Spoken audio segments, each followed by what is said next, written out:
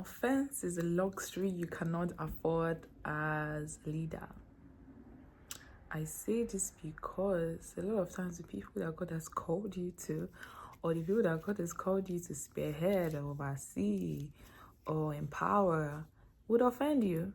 It's part of the, weapons of the enemy to discourage you and make you just be like, I can't be bothered. You will figure yourselves out, right? But you have to rise above yourself. You have to rise above your feelings. You have to rise above your convenience. You have to rise above your ego. Your ego to always be honored and preferred and whatever the case might be, because they're actually destinies that are tied to you. And a lot of times those destinies don't know they are tied to you. One, two, sometimes just humans being humans, right? They might actually serve as an hindrance to God using them or using you for them. So you have to be very discerning to know that, this person is just throwing a tantrum, but really this is somebody God has called me to.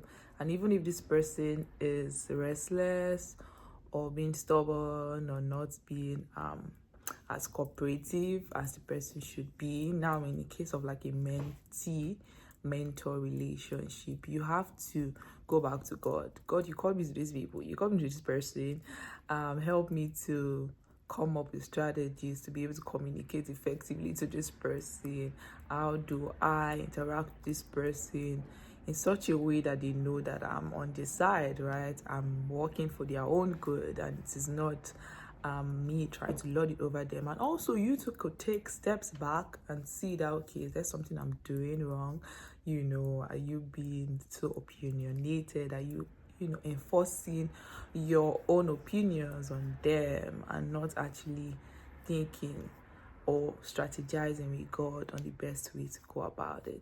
So this is literally going to be a very short one, but this is just me telling you that as a leader, as somebody that is called to people, as someone that is called to nations, you cannot afford to be offended. Offense is a tool the enemy uses to prevent you from pouring to the people God has called you to, and you have to be very discerning of that and stay away.